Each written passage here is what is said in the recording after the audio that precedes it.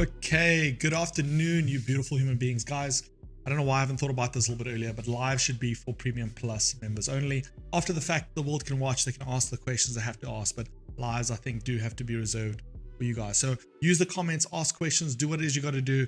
I will answer as many questions as I can.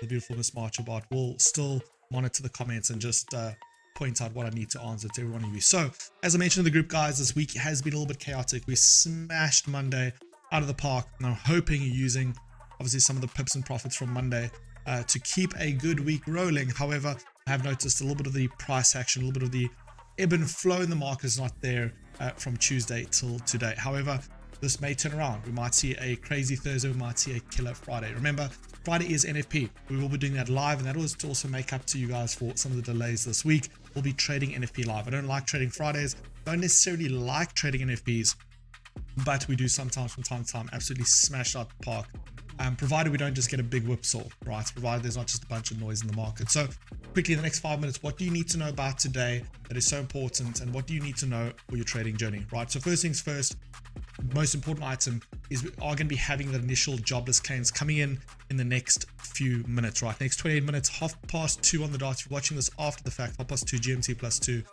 Initial jobless claims, what does this mean? It means how many people have filed for unemployment, right? So higher number, bad for the dollar, lower number, good for the dollar. Again, there's obviously a ton of fundamentals tied to the dollar strength, but this is going to be a basic crash course, is that if the initial jobless claims are higher than expected, that 227, this will be the catalyst we've been looking for, praying for, needing for gold for indices, right? So if we see an initial jobless claims number here come out at 230,000 or more, this is going to be exactly what we need for a weakness on the dollar, and look for potentially those buys on commodities and or indices. That is the most important item. Services PMI will be coming out an hour and 15 minutes after that.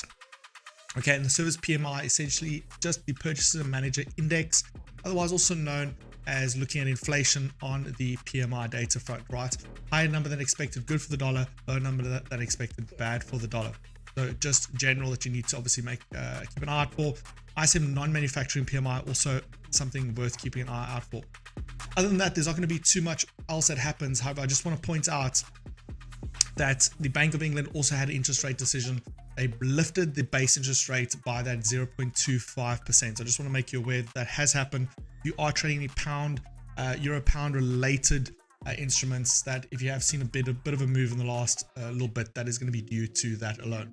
Now, guys, there's a ton to talk about in the markets, right?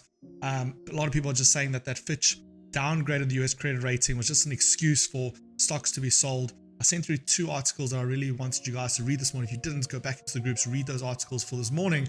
But in essence, what it comes down to is that potentially, and a lot of big banks, primarily the Bank of America, has essentially rolled back on their forecast of a recession for 2022. They pushed that back into 2024, and now most recently they said, well, hey, that recession that we've been speaking about might not even happen, right? So this speaks closer and closer to what Powell said, or has been trying to say the last couple of months, about a potential soft landing through the mechanisms that the Federal Reserve of the US is trying to be deploying, right? Those raising interest rates. So very, very interesting. Again, this recessionary call was essentially fueling the dollar. It was crashing stock markets across the board. So between the data we're about to receive today, PMI data, jobless claims data, as well as the NFP for tomorrow, I'm hoping this data will come in concise, either positive or negative for the dollar, and will cement the dollar's trajectory for the next little bit. And we need this, right? We need this for a couple reasons, and I want to show you on a chart why this is so important, that we receive some sort of direction on the dollar extremely soon, right? For this particular reason. Behind me, we have the dollar index, and I've shared this with the leaders group, I think on Monday, right? And what I want to point out to you is this is the dollar index currently looking at a 1-day time frame.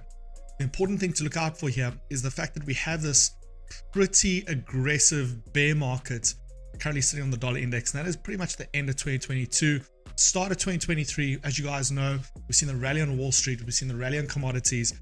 That is in line with the weakening dollar, right? So we're not seeing the rally on all these other things because indices are great, because commodities are great.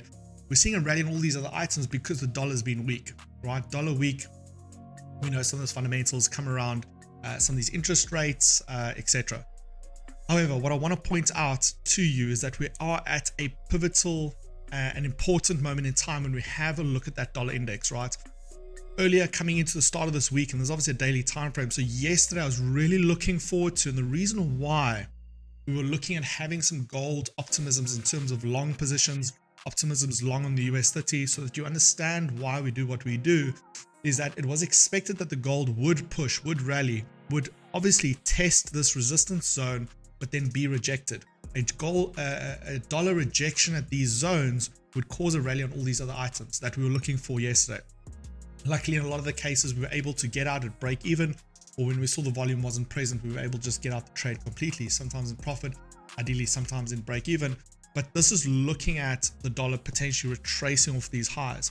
Now, this is the reason why I'm saying I'm hoping we can get some finality towards the direction on the dollar if, right, economists are correct and we do see a flaming hot economy that will, potentially avoid any sort of recession or potentially bring us to, or at least us, the US, to a soft landing scenario. That would mean a really, really hot economy, a really, really red hot US economy. If we receive lower than expected unemployment claims today, right, showing that the US economy is at an all-time low when it comes to unemployment, that'll be a positive for the dollar. If we see NFP non-farm payrolls are higher than expected, again positive for the dollar, we then are in a territory where the dollar has then broken into some serious bull ground, right? Where the dollar has broken some serious bull ground. Now, I've been saying for a while that even this bear market that we're seeing the dollar in is more like a range of anything else, but even this market for me has been a bit too strong in relation to what the dollar has done previously, right? I was looking at how big and deep of a retracement would we have got. But should these data points that we see today and tomorrow come out positive, that would irrefutably push the dollar into the terms, or at least into that temporary bull territory. Then we will change a lot of our outlooks. We would have a long-term sell outlook on US 30, a long-term sell outlook on US 100, a long-term sell outlook even on gold. Right now, I'm starting to see the cracks in the data. And when I said to the groups that, hey guys, listen, I'm going to take a little bit of a chill and reanalyze things, and I'm going to come back, I want to show you guys something. I want to quickly point this out to you. The first big crack that we're seeing, I want to show you something on NASDAQ, right? So US 100, I think everybody knows NASDAQ fairly well. I just want to point out something. Is it on US? Oh, sorry, there, USA 100. I'm going to go to a 4-hour time frame, right? And I'm just going to zoom out a little bit, right? Now, as you can see, the US 100, or otherwise known as USA 100 or NASDAQ, from the beginning of this year has been in bull territory, right? And we've received no signs or willingness for the US 100 to have broken, to crack of any way, shape or form. And just yesterday, last night at 4 p.m, we started to receive that break, right? That break where the NASDAQ for the first time has broken support, any sort of valuable support that we've seen over the past year, which is represented by this blue line. NASDAQ has finally broken. There's a very similar trend that I've also observed on the US 30. So again, if you bring and correlate the dollar's strength or dollar's momentum with this moment in time, you pair that with the pivotal moment of receiving this information. Is the dollar truly going to remain dominant? Is it truly going to have this type of strength to overpower the indices, the commodities, etc.? We are at that T-junction. I think that is why we're seeing a market that from a price action and flow perspective is not flowing, because I think we're seeing external forces put a bunch of money into this market to make the dollar a lot stronger than what I think it organically is supposed to be. Now, the sort of conspiracy theorist in me points to the offset risks and why they might be doing that, and that's very obvious down to things like China. It comes down to the new world power that is forming between China, Russia, obviously South Africa is part of that, the new BRICS forum. These are all very, very valid reasons for the US to have to prop up their economy. However, it just comes down to the data, right? So we will see today and tomorrow whether the dollar is truly going to push into this new bull territory that we see right here, or is the dollar going to retreat into bear territory. If it retreats into bear territory, we're then in a position that we can obviously take advantage of the markets for quite a bit of time to come. I just want to quickly have a look there. Someone posted, Bill is posting our link, our live.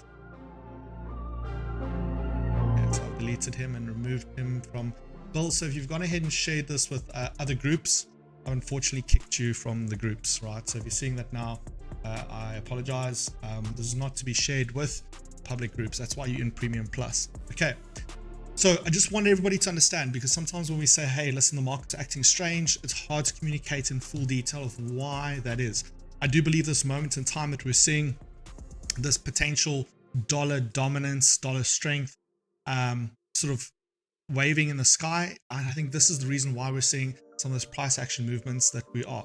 Now, what do you do about this, right? You may say, Dane, okay, listen, Tuesday, Wednesday, it's now Thursday. We've taken some L's, whatever the case may be. What do we do about this? How do we potentially trade the situation, right?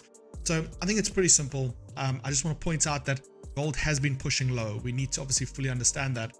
However, getting close on a 15-minute time frame, this is clearly what gold is up to in the course of today. And the reason why I issued out a buy on gold, obviously a little bit earlier this morning, was due to the fact that, again, gold made its little bit of a turn early hours of the morning, made a little bit of sell-off, but popped back into buy territory this afternoon, right? Or not this afternoon, also about 9-10 a.m.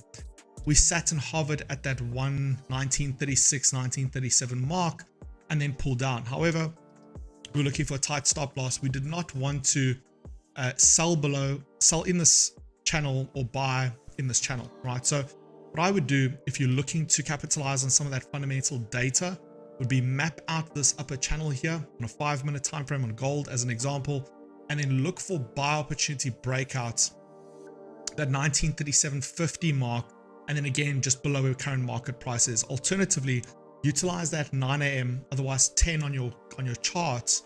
That'll be for the stop, right? So essentially what we will do here is we'll create a buy stop setup above at 1937.50 as well as a sell stop. Now, if you're part of Premium Plus, I'll send this directly to the groups. You don't have to worry about figuring out the levels. We're going to use some pretty tight risk management, right? So we're not going to have these big stop losses. Guys, I don't like giving out a trade where it can run for 3-4 days without being taken out or hit TP. I prefer it to be wrong immediately, and I want to be right pretty much immediately too, but I don't like lingering in a loss, right? That's not what I like for you guys either. So we will be potentially putting that out there. US 30, US 100 is a little bit too pie in the sky to potentially wrap it tightly with those pending orders.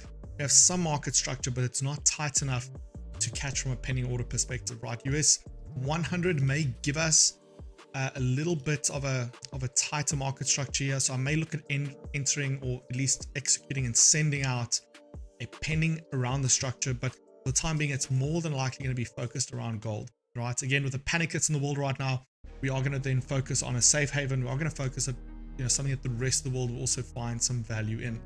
Again, as I've said, if we just look at the numbers and if you're following this yourself and you're looking at some manual positions, again, if we look at that initial jobless claims, 230,000 and above would be bad for the dollar. We will look at those buy opportunities on gold. 225,000 and below will be good for the dollar, and then we'll obviously have to look at selling gold, right? Just looking at the momentum, where things are busy going, we obviously have to look at that. Again, just remember, please remember, just a little bit after that, we do have then additional data, and that'll be the services PMI as well as the ISM non-manufacturing PMI. Services PMI an hour and 15 later. ISM non-manufacturing PMI is going to be 2 hours later, right? So just please be aware of that. Trades may run perfectly and you forget about the PMI data that may come out completely opposite. And that will obviously hurt you, right? So you don't want to miss that and essentially get hurt by that. All right, good stuff. So guys, I will be issuing out a trade. Again, the whole purpose of the markets this week is really two things: is understanding what is the NFP going to be for this Friday. That will give us a good idea of what the status is and the health is of the US market.